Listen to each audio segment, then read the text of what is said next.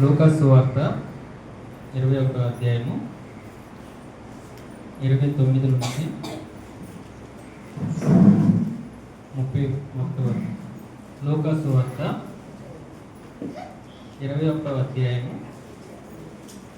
29 నుంచి 30 వరకు. మరియు ఆయన వారితో ఈ ఉపమానం చెప్పాను. అంజూరపు వృక్షమును సమస్త వృక్షములను చూడి, అవి చిగురించుట చూచి వసంతకాలం ఇప్పుడే సమీపమైనని మీరు అంతటా మీరు తెలుసుకుందరు కదా. అటువలనే మీరు ఈ సంగతులను జరుగుట చూచినప్పుడు దేవుని రాజ్యము సమీపమైనని తెలుసుకుని ప్రార్థన చేసుకున్నాం. మా ప్రియ పరలోకపు తండ్రి, నీ వందనాలు చెల్లించుకుంటున్నాం దేవా.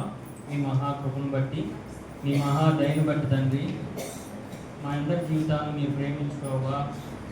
మరి ఒక ఆదివారం మిమ్మల్ని ఆరాధించడానికి, మీ వాక్యపు వెలుగులో మమ్మల్ని సరిచేసుకోవడానికి తండ్రి మీరు ఇచ్చిన అవకాశాన్ని బట్టి ప్రత్యేకమైన వందనాలు చెల్లించుకుంటున్నాను. మహా గొప్ప దేవుడవు దేవా, సహాయం దయచేయండి. మీ సేవకుల నోట మీ మాట ఉంచుకోవా అర్థమయ్యే రీతిలో స్పష్టంగా వివరించగలగడానికి, కొన్ని విషయాలు మా ఆత్మీయ జీవితం మేలు కొరకు నింపుకోగలడానికి సహాయం దయచేయమని సమస్తమైన మహిమా ఘనత ప్రభావాలు నీకే చెల్లిస్తూ యేసుక్రీస్తునామమున అడివేడుకుంటున్నాను తండ్రి, ఆమేన్.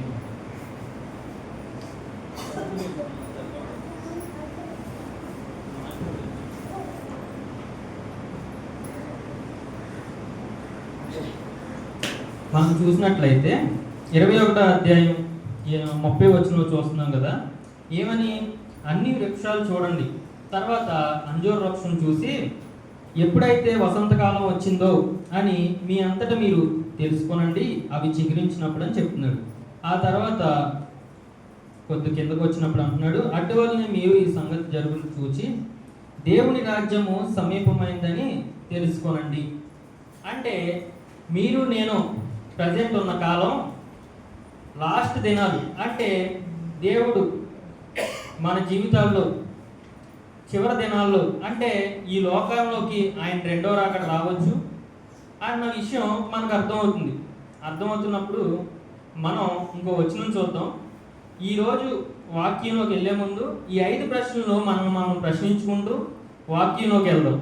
ఈరోజు వాక్యాన్ని ధ్యానించుకునే ముందు ప్రతి ఒక్కరము మన హృదయంలో ఈ 5 ప్రశ్నలు ఏవైతే ఉన్నాయో ఆ ప్రశ్నలు ఆలోచించుకుంటూ వాక్యంలోకి వెళ్దాం.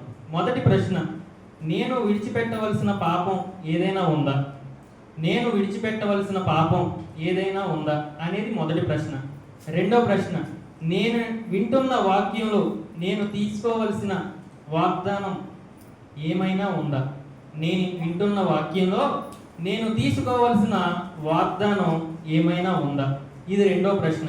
మూడో ప్రశ్న, ఏదైనా మాదిరి నేను అనుసరించవలసింది ఉందా? మూడో ప్రశ్న, ఏదైనా మాదిరి నా విశ్వాస జీవితంలో నేను అనుసరించి నడుచుకోవలసింది ఏదైనా ఉందా? నాలుగో ప్రశ్న, నేను విధేయత చూపించవలసిన ఆజ్ఞ ఏదైనా ఉందా? నాలుగో ప్రశ్న. ఐదో ప్రశ్న, నేను సంపాదించుకోవలసిన జ్ఞానం ఏమైనా ఉందా? జ్ఞానం అనే దగ్గర క్రీస్తును గురించిన జ్ఞానం నేను సంపాదించుకోవాల్సింది ఇంకేమైనా ఉందా? 5 ప్రశ్నలు. ఒకటి ప్రశ్న, ఫస్ట్ ప్రశ్న ఏంటంటే నేను విడిచిపెట్టవలసిన పాపం ఏదైనా ఉందా? రెండో ప్రశ్న, నేను వింటున్న వాక్యంలో నుంచి నేను తీసుకోవలసిన వాగ్దానం ఏదైనా ఉందా? మూడో ప్రశ్న, ఏదైనా మాదిరి నా విశ్వాస జీవితం ద్వారా నేను చూపించవలసింది ఏదైనా ఉందా? నేను విధేయత చూపించవలసిన ఆజ్ఞ ఏమైనా ఉందా? నాలుగో ప్రశ్న. ఐదో ప్రశ్న, నేను సంపాదించుకోవలసిన జ్ఞానం, క్రీస్తుని గురించిన జ్ఞానం ఇంకనూ నేనేమైనా సంపాదించుకోవాల్సింది ఉందా అన్నది ఐదో ప్రశ్న. ఈ 5 ప్రశ్నలు ఆలోచించుకుంటూ నేటి దినాన్న మనం వాక్యాన్ని ధ్యానించుకుందాం. మొదటి యోహాను పత్రిక 2వ అధ్యాయము 18వ వచనము. మొదటి యోహాను పత్రిక 2వ అధ్యాయము 18వ వచనము. నా చిన్న పిల్లలారా, ఇది కడవరి గడియ, క్రీస్తు విరోధి వచ్చినని వింటిరి కదా. ఇప్పుడును అనేకులైన క్రీస్తు విరోధులు బయలుదేరి ఉన్నారు. ఇది కడవరి గడియ అని దీని చేత మీరు తెలుసుకోను. చెప్తున్నాడు కదా. ఏమనంటే అపోస్తుడైన యోహాను రాస్తున్నాడు ఏమనంటే 2000 సంవత్సరాల క్రితం మొదటి సెంచరీలో, అంటే అప్పుడు రాస్తున్నాడు. వాళ్ళకు ఉన్నవారికి ఏమని రాస్తున్నాడంటే చివరి గడియ, కడవరి గడియ అని వస్తుంది అని ఆయన చెప్తున్నప్పుడు, దాదాపు ఆయన చెప్పిన మాటలు 2000 సంవత్సరాలు పైచిలుకు ఇప్పుడు అయిపోయింది. నేటి దినాన ఆ మాటను మనం ఎలా తీసుకోవాలంటే, ఆ రోజుల్లో వాళ్ళకి కడవరి గడియ అన్నప్పుడు మనం ఎలా తీసుకోవాలంటే, మనకు రెప్పపాటున, అంటే కళ్ళు మూసి తెరిచేలోపు జరగవచ్చు, మనం అర్థం చేసుకోవాలి. వాళ్ళకే 2000 సంవత్సరాల కిందట కడవరి గడియ అన్నప్పుడు మనం దాన్ని కడవరి క్షణం అనుకోవచ్చు కదా. అనుకోకూడదా? ఖచ్చితంగా అనుకోవచ్చు. కొన్ని దినాల కిందట మనం చూస్తే ఫ్లైట్లు ఎక్కడం, పేలిపోవడం, మనుషులు చనిపోవడం అంతా 20 నుంచి 30 సెకండ్లలోపు జరిగిపోయింది. 1, 2, 3 అని 30 లెక్క పెట్టేలో ఫ్లైట్లు వేసింది, గాల్లోకి వెళ్ళింది, వెంటనే పడిపోయింది, చనిపోయారు. 30 సెకండ్లు పట్టలేదు ఇదంతా జరగడానికి. కాబట్టి విశ్వాస జీవితంలో కూడా మనం కడవరి దినాల్లో ఉన్నాం. ఆ యోహాను వాళ్ళకి చెప్తున్నాడు ఏమని, కడవరి గడియల్లో వాళ్ళు ఉన్నప్పుడు వాళ్ళకి సంబంధించింది కడవరి గడియ, మనకు సంబంధించింది కడవరి క్షణం. ఏదైనా జరగవచ్చు, రెప్పపాటులో ఏదైనా జరగవచ్చు అని ఆయన చెప్తున్నాడు. నేటి దినాన మనం కడవరి దినాల్లో మనం జై జీవితం పొందాలి అంటే, జై జీవితం ఈ భూమి మీద కలిగి ఉండాలి అంటే, దేవునికి మహిమకరంగా ఈ భూమి మీద మన జీవితాలు కొనసాగాలంటే మనకు కావాల్సిన విషయాలు మనం నేర్చుకుందాం. కాబట్టి మన విశ్వాస జీవితం ఈ కడవరి దినాల్లో జై జీవితం కలిగి ఉన్నదా లేదా అనేది ప్రశ్నించుకోవాలి. ఈ మాట దగ్గర స్వయాన ప్రభువే ఈ భూమి మీద ఉన్నప్పుడు ఆయన చెప్పాడు 3 విషయాల గురించి, కడవరి దినాలు అని 3 విషయాలు చెప్పాడు. ఒకటి, కడవరి గడియలు మనం చూడవలసిన సూచనలు ఏమైనా ఉన్నాయంటే, మొదటి సూచన లోకంలో చూడాలి. ఎక్కడ చూడాలి? మొదటి సూచన లోకంలో చూడాలి. కడవరి గడియ సూచన సంబంధించి మొదటి సూచన లోకంలో చూడాలి. రెండో సూచన సంఘంలో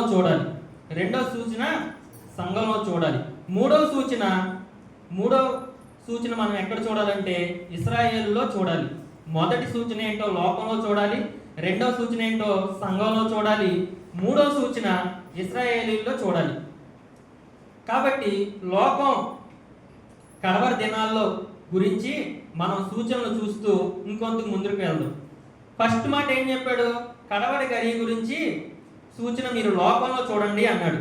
లోకంలో చూడండి అన్నప్పుడు లోకంలో ఏముంది? విస్తారమైన పాపం, విచ్చలవిడితనం. ఈ దినాలు ఎలా ఉన్నాయి? ఎవరికి నచ్చినట్లు వాళ్ళు. కాబట్టి మనం ఈ విషయం దగ్గర ఒక వ్యక్తిని జ్ఞాపకం చేసుకుందాం. ఆదికాండం 6వ అధ్యాయం 11వ వచనంలో మనం చూస్తే, భూలోకము దేవుని సన్నిధిని విడిచిపోయిండెను, భూలోకము బలత్కారంతో నిండి ఉండెను. ఆదికాండము 6వ అధ్యాయము 11వ వచనం, చెడిపోయి ఉండెను. చూసారా?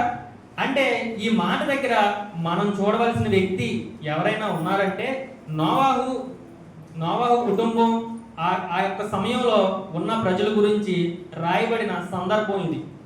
ఎప్పుడైతే నోవాహు నీతి కలిగి న్యాయం కలిగి జీవిస్తున్నాడో ఆ దినాల్లో కూడా మనుషులు బహుగా చెడిపోయారు, బహుగా పాపం చేస్తున్నారు. ఎవరికి ఇష్టం వచ్చినట్టు వారు ఏంటంట, దేవుడి సన్నిధిని విడిచిపెట్టేశారు. నేటి దినాల్లో కూడా అదే కదా. దేవుడి సన్నిధి అంటే భయమే లేదు, దేవుడి అంటే పట్టించుకోవట్లేం లేదు. ఆ దినాల్లో మనుషులు ఎలాగైతే పాపంలో నిండిపోయి ఉన్నారో, ఆ దినాల్లో ఎలాగైతే వాళ్ళ హృదయాలు చెడిపోయినాయో, నేటి దినాల్లో కూడా మనుషులు అలాగే ఉన్నారు. కాదంటారు ఎవరైనా? కాదని చెప్పడానికి ఎంత మాత్రం సందేహం లేదు. ఖచ్చితంగా 100కి 1000% అవును అని చెప్తూ ఉంటాం. అదే 6వ అధ్యాయం 5వ వచనంలో చూస్తే, నోవాహు దినములలో హృదయం చెడిపోయింది, వాళ్ళ తలంపులు చెడిపోయినాయి. చూసారా? నరుడు చెడుతనమును భూమి మీద గొప్పదనియు, వారి హృదయము యొక్క తలంపుల్లోని ఊహ అంతయు ఎల్లప్పుడూ కేవలము చెడ్డదనియు యెహోవా చూచి. హృదయం అనేది భౌతిక సంబంధమైంది కాదు. హృదయం అనేది భవిష్యత్ కాలానికి సంబంధించినది.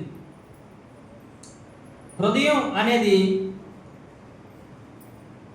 భవిష్యత్ కాలానికి అంటే భవిష్యత్ కాలం కాదు కానీ గడిచిన కాలానికి, క్షమించండి, గడిచిన కాలానికి సంబంధించింది. హృదయం అనేది గడిచిన జీవితం అంతా పాపం చేశారు. అంత మాత్రమే కాదు కానీ అక్కడ ఉన్న 3 విషయాలు మనం చూద్దాం. హృదయం అంటే బ్రతికినంత కాలం వాళ్ళ హృదయాన్ని పాపంతోనే నింపుకున్నారు. ఆ తర్వాత హృదయం యొక్క తలంపులు అనేది వర్తమాన కాలం అంటే ప్రస్తుతం వాళ్ళు ఉన్న మనసు కూడా పాపంతోనే నింపుకున్నారు. ఆ టైంలో కూడా వాళ్ళు చెడుతనంలోనే నివసిస్తున్నారు. అంత మాత్రమే కాదు కానీ తలంపుల తర్వాత మాట చూడండి, ఊహ అంతయు అంటే మన కోసం మనం ఈ రోజుకి ఊహలో ఊహించుకోం. ఊహ ఎప్పటికీ భవిష్యత్ కాలంకి. కాబట్టి హృదయం చెడిపోయింది అంటే గతం చెడిపోయింది. వాళ్ళ గతం అంటే గడిచిన దినాలన్నీ పాపంతో, శాపంతో, చెడుతనంతో, చెడ్డ పనులతో, దేవునికి అసహ్యమైన కార్యాలతో వాళ్ళు కొనసాగుతూనే ఉన్నారు. ఆ తర్వాత చూస్తే తలంపులు అంటే ఏ రోజు తలంపులు ఆ రోజుకే. అంటే ప్రతిరోజు లేచిన కాడి నుంచి పడుకునే వరకు మన తలంపులు మనం తలంచుకుంటూనే ఉంటాం. అంటే గతంలో వాళ్ళు పాపం చేసి దేవునికి దూరం అయిపోయారు. ప్రస్తుతం వాళ్ళ తలంపులు కూడా చెడిపోయినాయి కాబట్టి దేవునికి అసహ్యులుగానే ఉన్నారు. అంత మాత్రమే కాదు కానీ భవిష్యత్తులో అంటే వాళ్ళ ఊహలు కూడా ఎలా ఉన్నాయి, రేపటి కోసం వాళ్ళ యొక్క తలంపులు చక్కగా నింపుకుంటున్నారు. దేనితో నింపుకుంటున్నారంటే పాపంతో నింపుకుంటున్నారు, శాపంతో నింపుకుంటున్నారు. చూసారా? అంటే నోవాహు దినాల్లో మనం చూస్తే వాళ్ళ గతం చెడిపోయింది, వాళ్ళ ప్రస్తుతం పాపంతో నిండి ఉంది.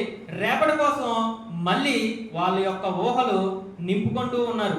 నేటి దినాన్ని కూడా మనుషుల స్థితి ఇలాగ లేదా? నేటి దినాన్ని కూడా మనుషుల యొక్క స్థితి ఇలాగే ఉంది కదా.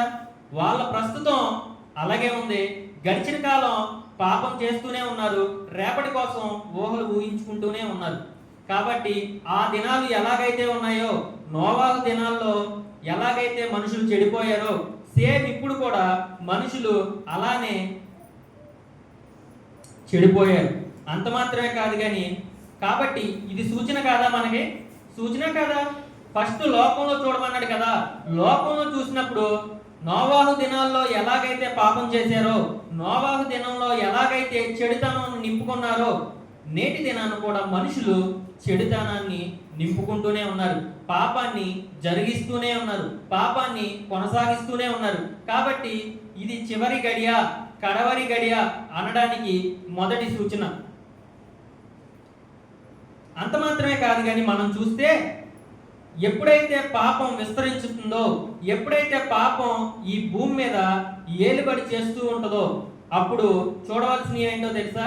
కరువులు సంభవిస్తాయి. అంత మాత్రమే కాదు కానీ భూకంపాలు సంభవిస్తాయి. ఆ తర్వాత రాజ్యం మీదకి రాజ్యం, దేశం మీదకి దేశం అక్కడక్కడ లెగుస్తూ ఉంటాయి. మనం చూసినట్లయితే ఎప్పుడైతే మనం చూస్తే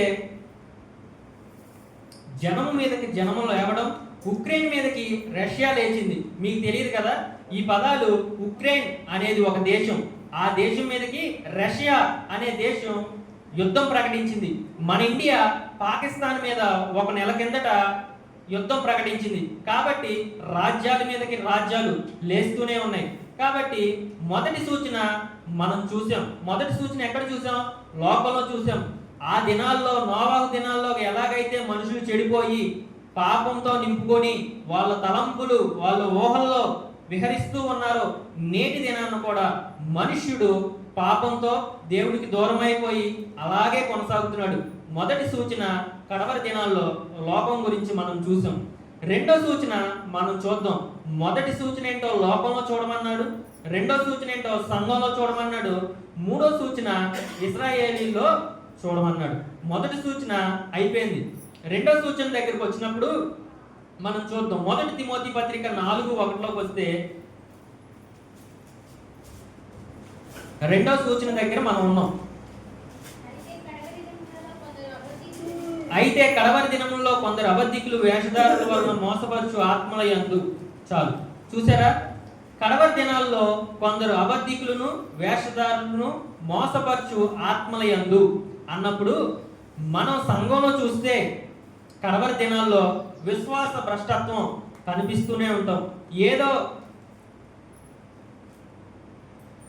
మనం వచ్చాం, మనం పని చేసుకున్నాం, ఏదో ఆశించి మనం సంఘానికి రావడం, కొద్ది దినాల తర్వాత మన అవసరం తీర్చబడడం, మళ్ళీ మనం ప్రభువుకి దూరం అయిపోవడం, దీన్ని ఏమంటారు? విశ్వాస భ్రష్టత్వం. సమయం వచ్చినప్పుడు వాళ్ళ నిజమైన రంగు బయటపడుతూ ఉంటుంది. కాబట్టి సంఘంలో కూడా వేషధారణ మొదలవుతూనే ఉంది. మొదలవ్వలేదు అని నేను చెప్పట్లేదు, కానీ ఖచ్చితంగా మొదలైంది. సంఘంలో వేషధారణ, విశ్వాస భ్రష్టత్వం మొదలైంది. ఖచ్చితంగా మనం చూస్తే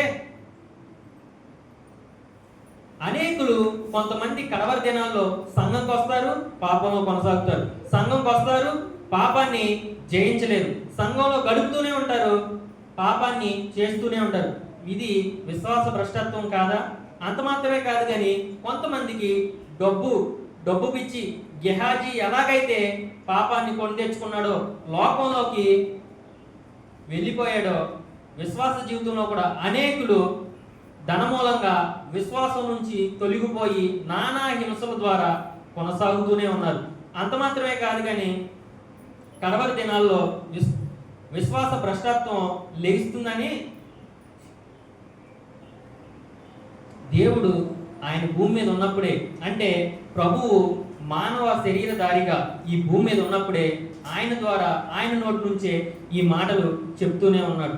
అంత మాత్రమే కాదు, కానీ 2 తిమోతి పత్రికలో మనం చూస్తే మనుషులు నేటి దినాన్ని ఎలాగైపోయారంటే 4వ అధ్యాయం 3-4లో సత్యమునకు చౌనీయక కల్పనా కథనం వైపు తిరుగు కాలము వచ్చును. అయితే నీవు అన్ని విషయంలో మితముగా ఉండుము, శ్రమపడుము, సువార్తికుని పనిచేయుము, నీ పరిచర్యను సంపూర్ణముగా జయించుము.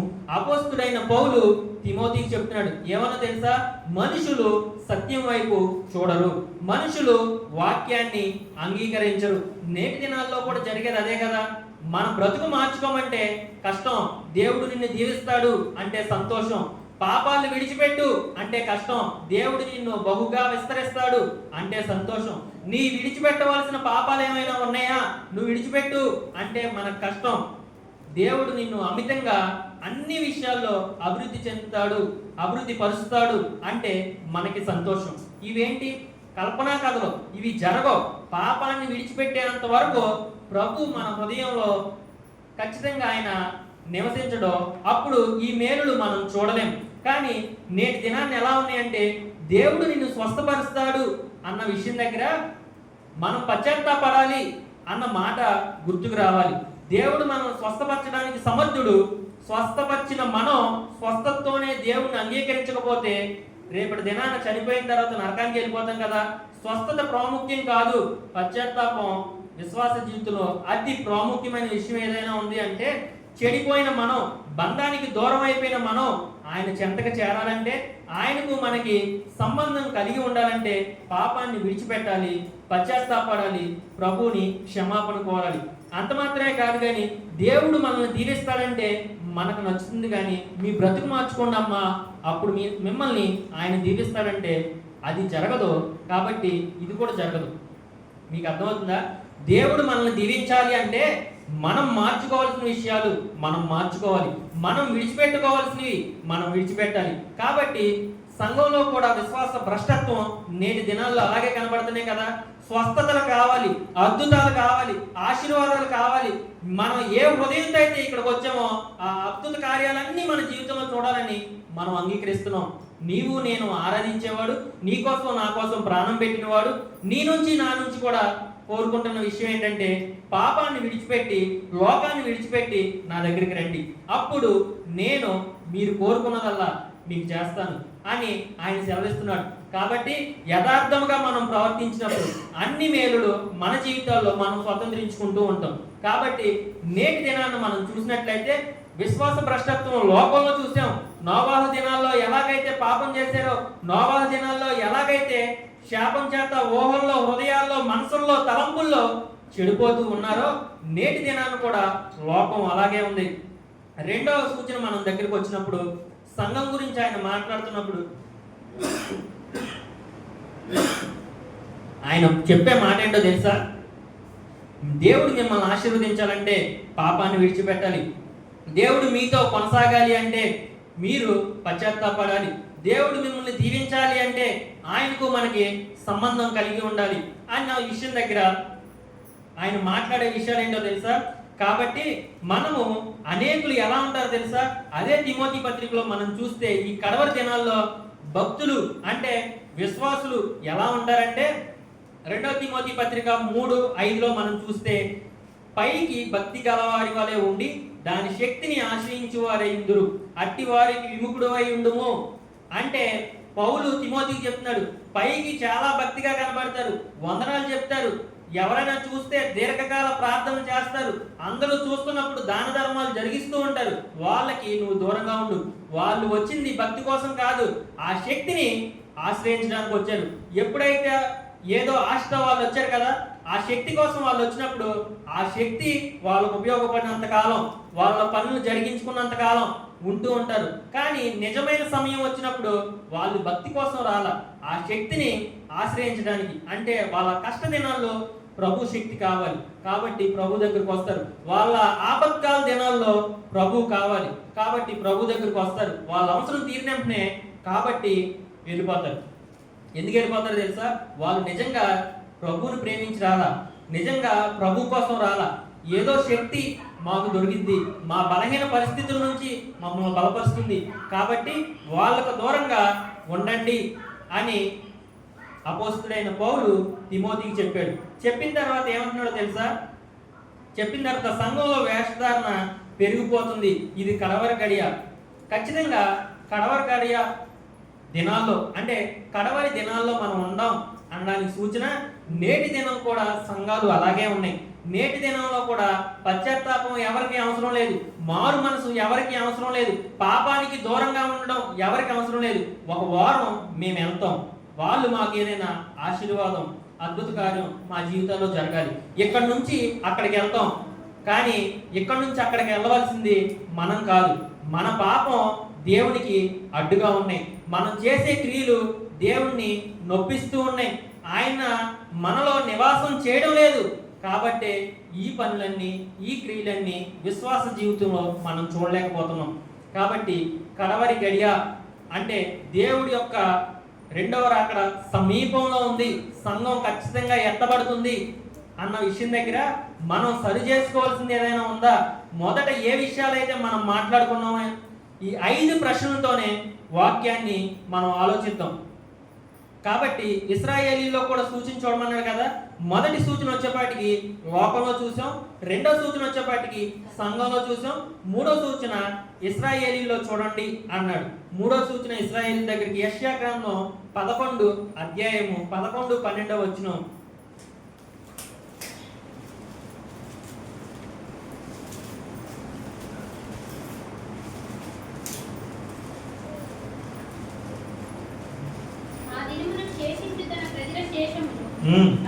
అషూరులో నుండి, ఐగుప్తులో నుండి, పత్రస్లో నుండి, కూషులో నుండి, ఎలాములో నుండి, షీనారులో నుండి, హామాతులో నుండి, సముద్ర ద్వీపంలో నుండి విడిపించి రప్పించుటకు యెహోవా రెండవ మారు తన చేయి చాచును. జనములను పిలుచుటకు ఆయన ఒక ధ్వజము నిలబెట్టను. భ్రష్టులైపోయిన ఇశ్రాయేలీయులను పోగు చేయను. భూమి యొక్క 4 దిగంతముల నుండి చెదిరిపోయిన యోధా వారిని సమకూర్చును. చాలు, చూసారా? ఎప్పుడైతే ఇశ్రాయేలీయులు చెదిరిపోయిన వాళ్ళు మళ్ళీ సమకూర్చబడతారో ప్రభువే వాళ్ళని సమకూరుస్తూ ఉన్నాడు. సమకూర్చినప్పుడు కడవరి గడియ గురించి ఆయన సూచనను చూపించాడు. సూచనను చూపించినప్పుడు కడవరి గడియ గురించి మాట్లాడినప్పుడు చెడిపోయిన ఇశ్రాయేలీలు యూదులు చెదిరిపోయారు. ఎక్కడెక్కడికి వెళ్ళిపోయారు? వేరు వేరు దేశాలు వెళ్ళిపోయి, అంత మాత్రమే కానీ ద్వీపం అనడం ఐలాండ్లో ఉన్నవారు తిరిగి మళ్ళీ ఇశ్రాయేల్ దేశానికి వస్తున్నారు. ఎందుకో తెలుసా? కడవరి దినాల్లో వాళ్ళు వస్తారు, నేను వాళ్ళని సమకూరుస్తున్నాను, సమకూర్చిన తర్వాత కడవరి దినాలు జరుగుతాయి అని ప్రభు చెప్పినప్పుడు ఇవి నేటి దినాల్లో కూడా అనేకమైన ఇశ్రాయేలీలు ఎక్కడెక్కడైతే ఉన్నారో వేరు వేరు దేశంలో నివసిస్తున్న వారు ఇప్పుడు తిరిగి మళ్ళీ వాళ్ళ యొక్క దేశానికి వస్తూ ఉన్నారు. ఇశ్రాయేల్ ప్రజల్ని దేవుడు ఎంత ఆశీర్వదించాడంటే అగ్రికల్చర్ అంటే వ్యవసాయంలో వాళ్ళని కొట్టిన వారు లేరు. అంత మాత్రమే కాదు కానీ వాళ్ళ ఆర్మీ ఎంత పెద్దదంటే శత్రువు రాకముందే తిరిగి వీళ్ళు వాళ్ళ మీద దాడి చేయడానికి వాళ్ళకున్న జ్ఞానం, దేవుడు వాళ్ళకి ఇచ్చిన శక్తి, అంటే వాళ్ళకి చెప్పాడు కదా ఏమని, ఈ భూమి అంతటిని మీకు ఇస్తాను అని వాళ్ళకి చెప్పినప్పుడు పాలు తేనెలు ప్రవహించు దేశాన్ని మీకు ఇస్తానని ఆయన వాగ్దానం చేశాడు. కాబట్టి వాగ్దానం చేసిన వాడు నమ్మదగిన వాడు. కాబట్టి వాళ్ళు తిరిగి ఎప్పుడైతే మళ్ళీ సమకూర్చబడుతున్నారో ఇది మనకు సూచన కడవరి గడియల్లో మనం ఉన్నాం అనడానికి సూచన. లోకం చూసాం, సంఘాన్ని చూసాం, ఇశ్రాయేలీలో కూడా మనం చూసాం. కాబట్టి నీ నుంచి నా నుంచి దేవుడు ఏం కోరుకుంటున్నాడు ఈ కడవరి దినాల్లో? జయ జీవితం కోరుకుంటున్నాడు అన్న విషయం దగ్గర దేవుడికి కావాల్సింది జయించడం, దేవుడికి కావాల్సింది జయించిన వారు, దేవుడికి కావాల్సింది పాపాన్ని విడిచిపెట్టిన వారు అన్న దగ్గర మనం చూస్తే ప్రకటన గ్రంథం 1వ అధ్యాయము 2వ అధ్యాయం మనం చూస్తే 7 సంఘాల గురించి 7 విషయాలు ప్రభు మాట్లాడుతూ పరిశుద్ధాత్ముడు అనేకమైన విషయాలు చెప్తూ వస్తున్నప్పుడు జయం జయం జయం అంటే ఓడిపోయేవాడిని తీసుకెళ్లి నా పక్కన కూర్చుంటానని చెప్పలేదు. పాపాన్ని జరిగించేవాడిని తీసుకెళ్లి సింహాసనం మీద కూర్చోబెడతానని చెప్పలేదు. పాపాన్ని కొనసాగించేవాడిని తీసుకెళ్లి అంబరం ఎక్కిస్తానని ఆయన ఎంత మాత్రం చెప్పలేదు. ఈ 1-2 అధ్యాయాలు మనం చూస్తే మొదటి సంఘం గురించి మాట్లాడుతూ 7 సంఘాలతో 7 విషయాలు ఆయన చెప్తూ వస్తాడు. మొదటి సంఘం ఎఫెసులో ఉన్న సంఘానికి చెప్తున్నాడు ఏమన్నా తెలుసా?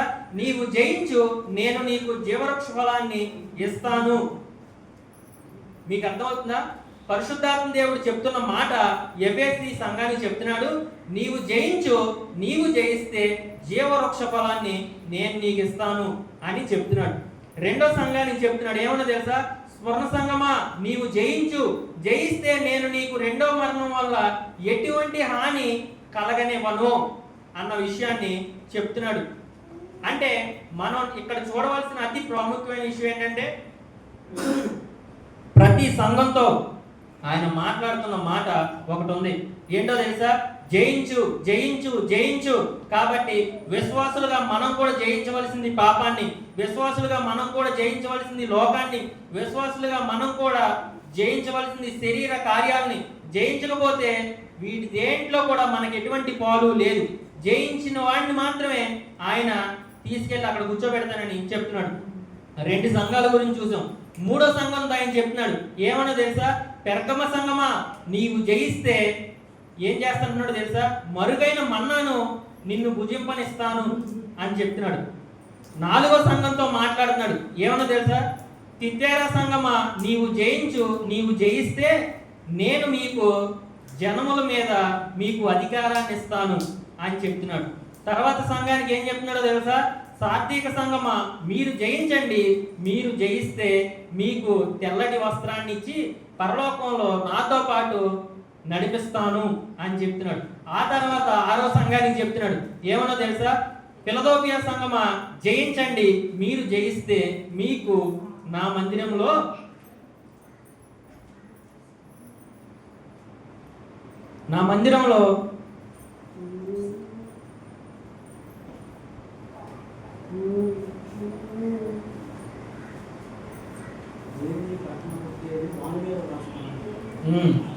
అంటే వాళ్ళని ఒక స్తంభంగా నిలబెడతాను అని చెప్పాడు. తర్వాత లవోదికయ సంఘమా, మీరు జయించండి, మీరు జయిస్తే నా తండ్రి సింహాసనమందు మిమ్మల్ని కూర్చోబెడతాను. 7 సంగతులు 7 సంఘాలకు ఆయన చెప్పుకుంటూ వచ్చాడు. ఏమన్నా తెలుసా? ప్రతి దాంట్లో మనం చూడవలసిన విషయం, ప్రతి సంఘంలో ఆయన మాట్లాడే మాట దగ్గర మీరు జయిస్తేనే అన్న మాటని మనం ఖండితంగా ఆలోచించాలి. కాబట్టి ఎఫెసీ సంఘాన్ని జయిస్తే చెప్తున్నాడు కదా, ఏమని చెప్తున్నాడు? మీకు ఇది ఇస్తానని చెప్తున్నాడు. స్మరణ సంఘంతో మరి ఒక మాట చెప్తున్నాడు, ఫిలదెల్ఫియా సంఘంతో వేరొక మాట చెప్తున్నాడు, లవోదికయ సంఘంతో వేరొకటి చెప్తున్నాడు. కాబట్టి 7 సంగతులు 7 సంఘాలకు ఆయన చెప్తూ వచ్చాడు. ఏమని చెప్తున్నాడు? జయించాలి జయించాలి జయించాలి అన్న మాట దగ్గర విశ్వాస జీవితంలో కడవరి దినాల్లో పాపాన్ని జయించాలి. విశ్వాస జీవితంలో కడవరి దినాల్లో దేవుని యొక్క మహిమ కోసం మనం జీవించాలి. లోకాన్ని జయించాలి. శరీర కార్యాలను మనం జయించాలి. జయించకపోతే మనకి ఎంత మాత్రం కూడా అవకాశం లేదు అన్న మాట మనం అర్థం చేసుకోవాలి. జయించకపోతే ఆయనతో కూడా మనం కూర్చోలేము అన్న మాట మనం జ్ఞాపకం చేసుకోవాలి. కాబట్టి ఎంత మాత్రం కూడా ఈ 7 సంఘాలకి 7 విషయాలు ఆయన చెప్పినప్పుడు మీరు ఓడిపోండి అయినా పర్వాలేదు, నా పక్కన కూర్చోబెట్టుకుంటాను, నేను ప్రేమ కలిగిన దేవుణ్ణి కదా, నేను కృప కలిగిన దేవుణ్ణి కదా అని చెప్పలేదు. కాబట్టి ఆ మాట దగ్గర మనం అర్థం చేసుకోవాల్సిన విషయం, మీరు విశ్వాసులు కదా, మీరు బాప్తీసం తీసుకున్నారు కదా, పాపంలో కొనసాగండి, పాపాన్ని జరిగించండి, పాపాన్ని చక్కగా చెయ్యండి, అయినా పర్వాలేదు, నేను తీసుకెళ్ళి మిమ్మల్ని నా పక్కన కూర్చోబెట్టుకుంటాను అని ఎంత మాత్రం ఆయన చెప్పలేదు. కాబట్టి పాపాన్ని ఖచ్చితంగా మనం జయించాలి. లోకాన్ని ఖచ్చితంగా మనం జయించాలి. శరీర కార్యాలను మనం ఖచ్చితంగా జయించాలి. జయిస్తేనే రేపటి దినాన మనకు ఈ కడవరి దినాల్లో జయ జీవితాన్ని ఇస్తాడు. జయించకపోతే మనం ఎలా ప్రభు బిడ్డలు అవుతాం? జయించకపోతే మనం ఎలాగా ప్రభు బిడ్డలు అవుతాం? ఈ కడవరి దినాల్లో దేవుడు మన నుంచి ఏమి ఆశిస్తున్నాడు అంటే, మన నుంచి ఆయన ఆశించేది ఒకటే, విక్టోరియస్ లైఫ్, అంటే జై జీవితం కలిగి దేవుని బిడ్డలుగా ఈ భూమి మీద మనం కొనసాగాలని. కాబట్టి ఈ 3 విషయాలు మనం చూసినప్పుడు లోకంలో మనం చూసాం, తర్వాత సంఘంలో మనం చూసాం, ఇశ్రాయేలీల ప్రజల్లో మనం చూసాం. కాబట్టి ఇవి కడవరి దినాలు అనడానికి రుజువులు కదా, ఇవే ఆధారాలు కదా. అంత మాత్రమే కాదు, కానీ ఈ కడవరి దినాల్లో నీ నుంచి నా నుంచి ఆయన జై జీవితం కోరుకుంటున్నాడు. జై జీవితం కోరుకుంటున్నాడు. మనం జై జీవితం జీవించాలంటే క్రీస్తు నుంచి 4 విషయాలు నేర్చుకొని వాక్యాన్ని ముగించుకుందాం. క్రీస్తు నుంచి 4 విషయాలు మనం నేర్చుకుని వాక్యాన్ని ముగించుకుందాం. మొదటిది మనం చూస్తే, యేసుక్రీస్తు మాదిరి అనుసరించడం వల్ల మనకు జయం. హెబ్రీ పత్రిక 4వ అధ్యాయము 15వ వచనం. హెబ్రీ పత్రిక 4వ అధ్యాయము 15వ వచనం. మన ప్రధాన యాజకుడును మన బలహీనతల యందు మనతో సహానుభావం లేనివాడు కాడు గాని సమస్త విషయముల్లో మన వల్లనే శోధించబడి ఆయన పాపం లేనివాడిగా ఉండెను. కాబట్టి చాలు. కాబట్టి ఆయన చెప్పే మాట ఏంటంటే, ప్రధాన యాజకుడు ప్రభు, నీకు నాకు ప్రధాన యాజకుడుగా వ్యవహరించిన ఆయన, నీవు నేను భరించే బాధలు, ఈ లోకంలో ఎలాగైతే ఒత్తిళ్ళు ఉంటాయో, ఎలాగైతే మనం నొప్పిస్తారో అన్ని విషయాలు ఈ భూమి మీద 33.5 సంవత్సరాలు ఆయన ఉండి అన్ని చూసి వెళ్ళినవాడే. అన్ని పరిస్థితులు గుండా ఆయన వెళ్ళినవాడే. కానీ ఏమంటున్నాడు?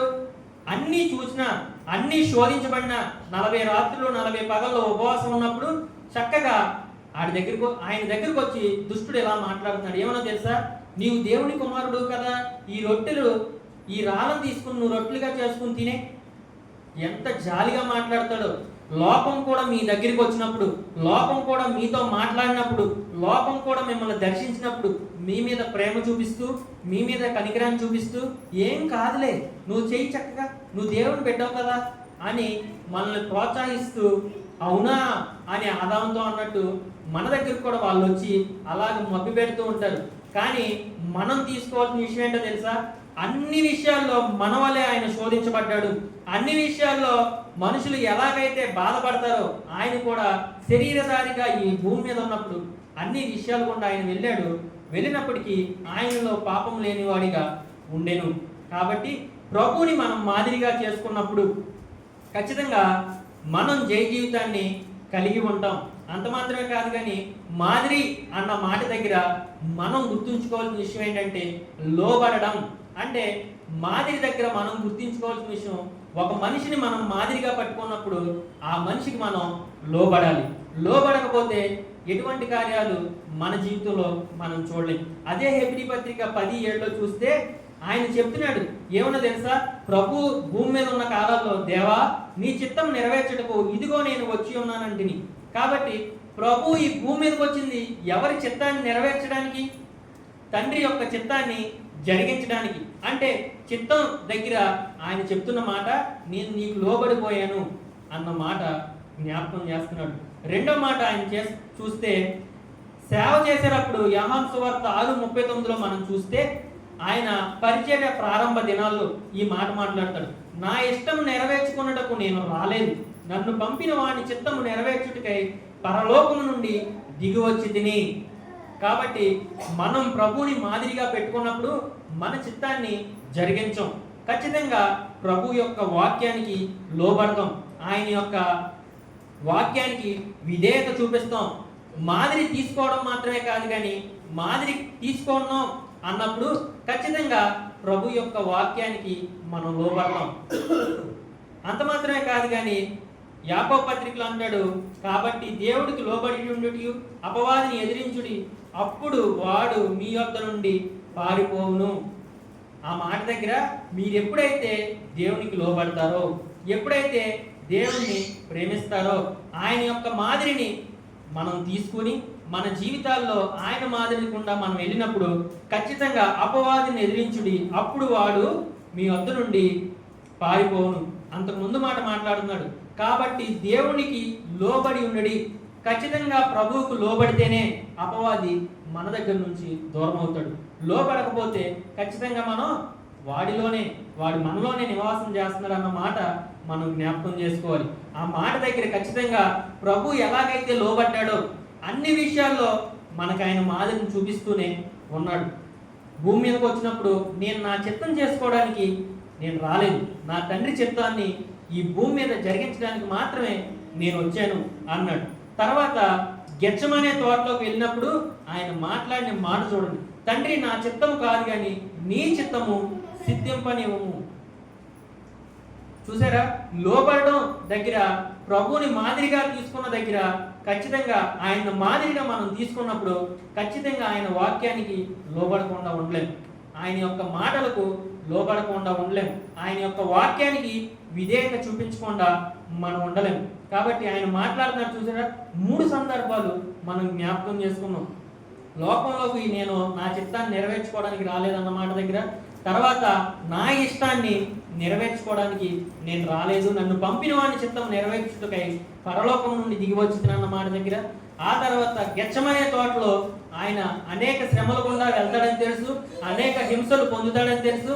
ఆ పరిస్థితుల్లో కూడా నా చిత్తం వద్దు, నీ చిత్తమే సిద్ధింపచేయి ప్రభువా తండ్రి అని ప్రభు ఆయనకు మొరపెట్టడం మనం చూస్తాం.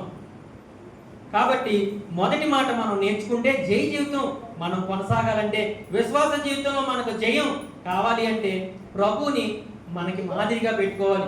మాదిరిగా పెట్టుకున్న మనం ఖచ్చితంగా ఆయనకు లోబడాలి. లోబడిన తర్వాతే అన్ని కార్యాలు మనం చూస్తాం. అపవాది మన దగ్గర నుంచి దూరం అయిపోతాడు. ఖచ్చితంగా వాడికి మనకి దూరం పెరిగింది. అప్పుడు వాడు మీ వద్ద నుండి పారిపోవును.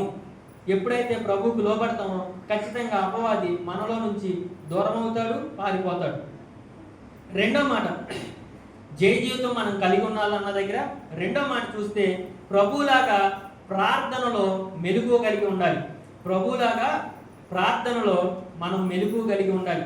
ఉంటే అన్ని విషయాల్లో దేవుడు మనకు జయాన్ని ఇస్తాడు. ఎలా ఇస్తాడో చూద్దాం. లూకాసు వార్త 6వ అధ్యాయం 12వ వచనంలో మనం చూస్తే ప్రభు శిష్యుల్ని ఎన్నుకోవడానికి, అపోస్తలుల్ని నిర్మించడానికి దాదాపు రాత్రి అంతా ప్రార్థనలో గడిపాడు.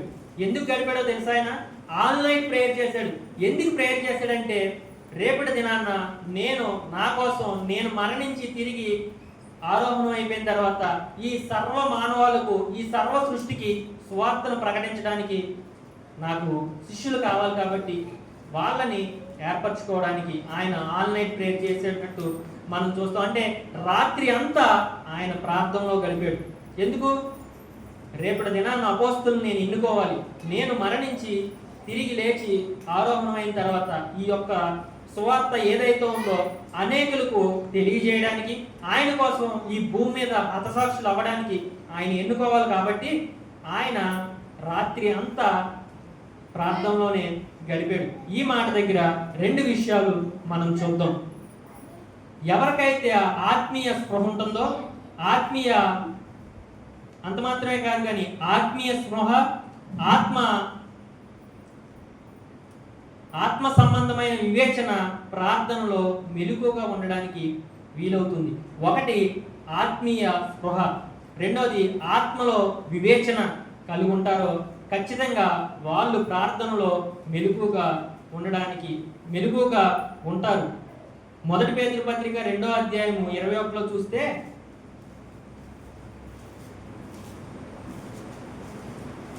సమస్తమైన దుష్టత్వమును, సమస్తమైన కపటమును, వేషధారణను, అసూయను, సమస్త దోష మాటలను మాని. ప్రార్థనలోకి ఎప్పుడైతే మనం వస్తామో వీటన్నిటికీ మనం దూరం అవుతాం.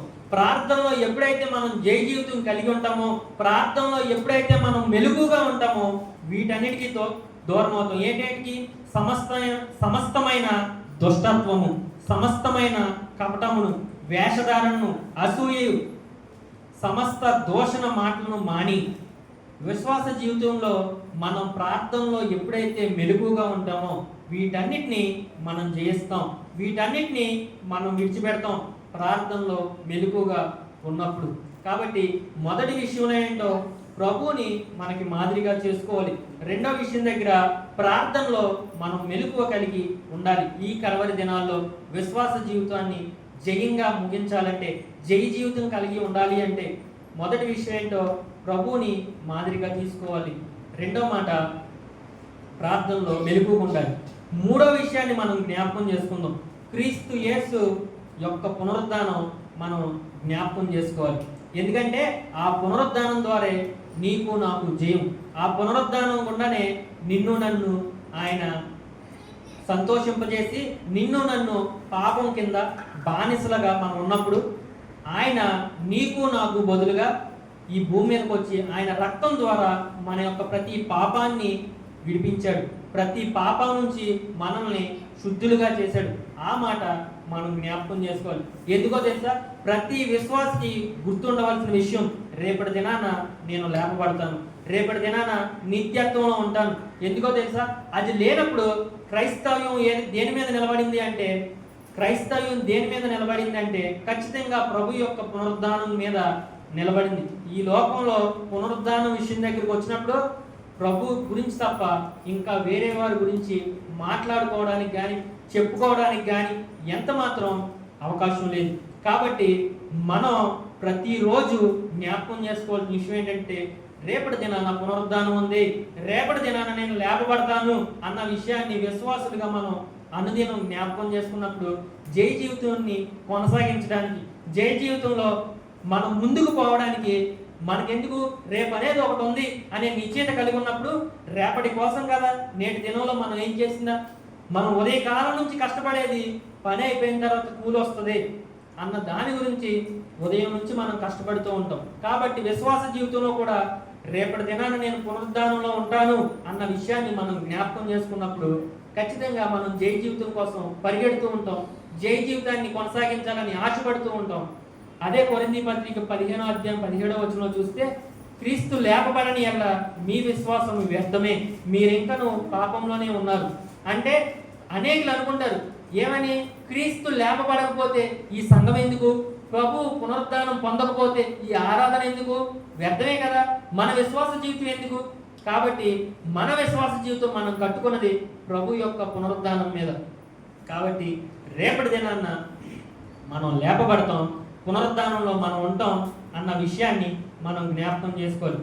ఈ విషయం దగ్గర అపోస్తలుడైన పౌలు ఇలా అన్నాడు, గలతీ పత్రిక 2:20లో చూస్తే, నేను క్రీస్తులో కూడా సిలువేయబడి ఉన్నాను, ఇకను నేను జీవించువాడును నేను కాదు, క్రీస్తే నా యందు జీవించున్నాడు.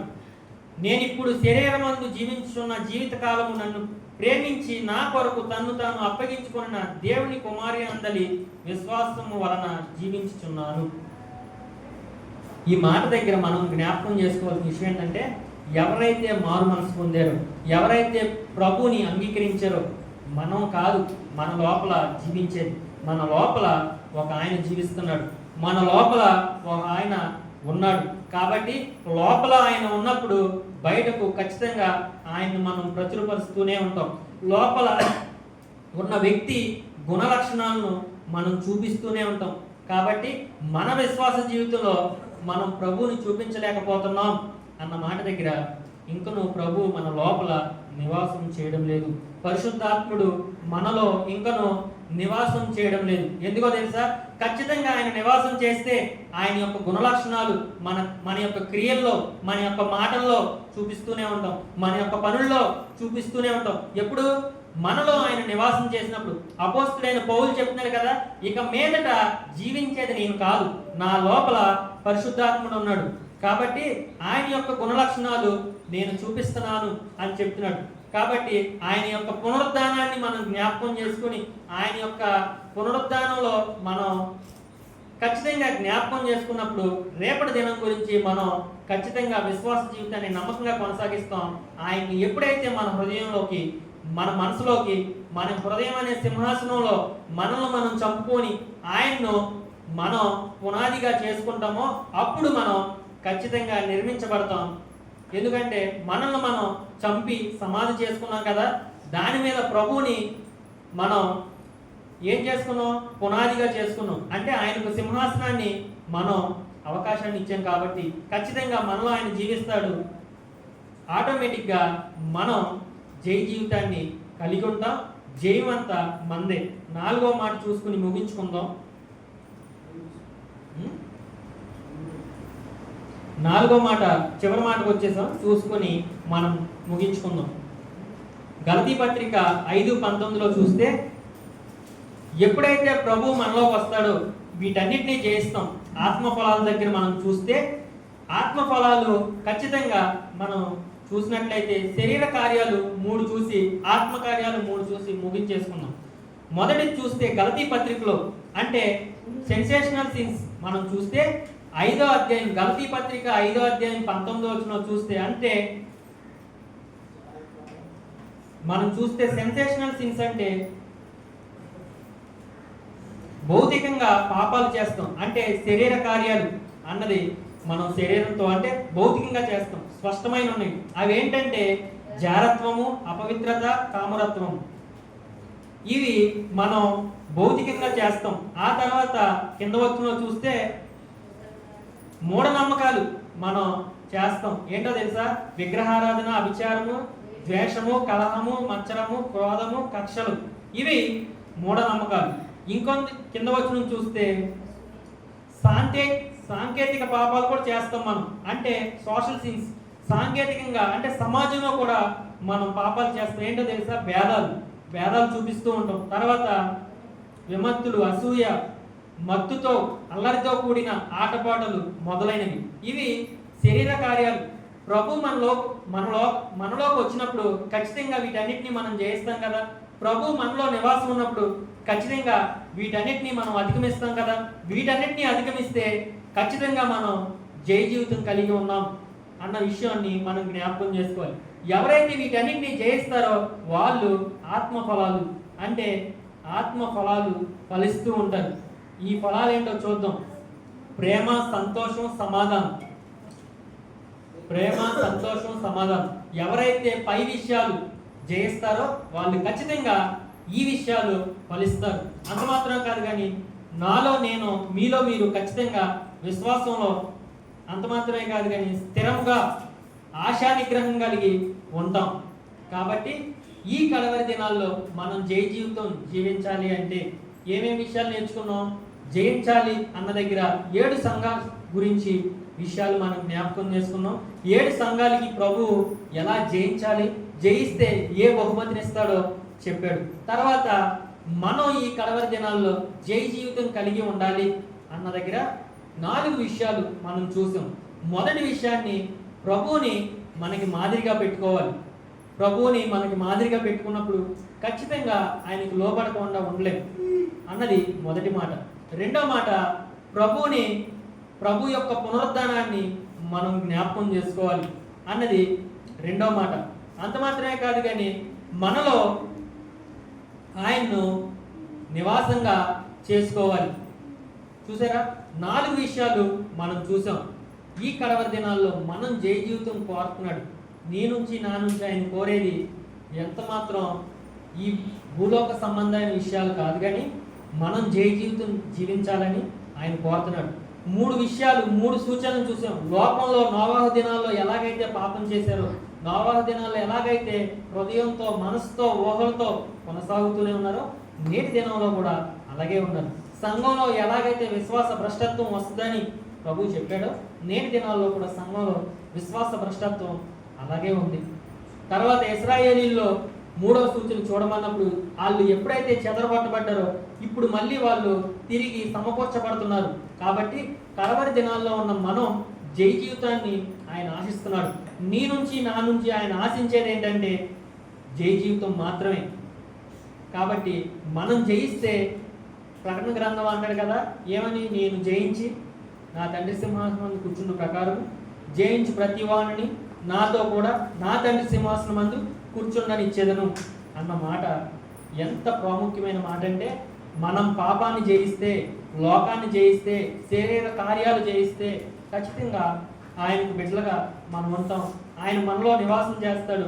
ఆయన మనలో ఖచ్చితంగా నివాసం చేస్తాడు. కాబట్టి ఈ లోకంలో జయం మందే, రేపటి దినాన నిత్యత్వంలో ఖచ్చితంగా అన్ని విషయాల్లో జయాన్ని ఇస్తాడు.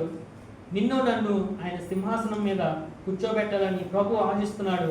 కాబట్టి ప్రభువుకి మనం జయ జీవితం అనే బహుమానం ఇస్తే, అంటే ఆ యొక్క విధేయత మనం చూపిస్తే ఖచ్చితంగా నీ ఎడల, నా ఎడల ఆయన యొక్క కటాక్షాన్ని, ఆయన యొక్క కృపను, ఆయన యొక్క దయను మన ఎడల ఆయన విస్తారంగా కలగజేస్తాడని వాక్యం సెలవిస్తుంది. అందరూ కళ్ళు మూసుకొని ప్రార్థన చేసుకుందాం. ఒక మంచి నిర్ణయం తీసుకుందాం. ప్రభువు కోసం ఈ కడవరి దినాల్లో నేను జయ జీవితం కలిగి ప్రభువుని సంతోషపెట్టాలి అన్న మాట జ్ఞాపకం చేసుకుందాం, ప్రార్థన చేసుకుందాం. మా ప్రియ పరలోకపు తండ్రి, నీ వందనాలు చెల్లించుకుంటున్నాం ప్రభువా. ఈ మధ్యాహ్న సమయం మీరు మాతో మాట్లాడిన మాటలు తండ్రి, మీరు ముచ్చటించిన మాటలు తండ్రి, మీకోసం ఈ భూమి మీద నమ్మకంగా బ్రతకాలని, జయ జీవితం కలిగి మిమ్మల్ని సంతోషపెట్టాలని, మేము జయించి ప్రభా మీరు ఎలాగైతే ఈ లోకంలో అన్ని శోధనలు గుండా వెళ్ళినప్పటికీ పాపం చేయకుండా ఉన్నారు, మాకు, మా సహవాసానికి, మా కుటుంబంకి, వ్యక్తిగతంగా నాకు ప్రభా అట్లాంటి విషయాలు మా జీవితంలో ఎదురైనప్పటికీ పాపానికి దూరమై మీకు దగ్గర అవడానికి సహాయం దయచేయండి తండ్రి. అన్ని విషయాల్లో జయం పొందుతూ మిమ్మల్ని సంతోషపెట్టడానికి సహాయం దయచేయండి. మహిమ ఘనత ప్రభావం మీకే ఆరోపిస్తూ యేసుక్రీస్తు నామమున నడివేడుకుంటున్నాను తండ్రి, ఆమేన్. అందరూ వందనాలు.